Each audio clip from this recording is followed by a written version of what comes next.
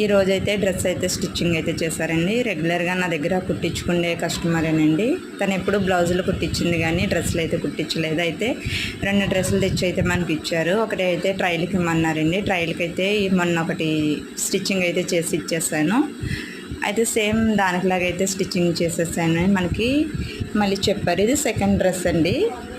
ఇది ఇప్పుడు వచ్చి తీసుకెళ్తారు, అందుకు వీడియో అయితే పెడుతున్నాను. బోట్ నెక్ టైప్ అయితే నెక్ పైకి వస్తుందండి.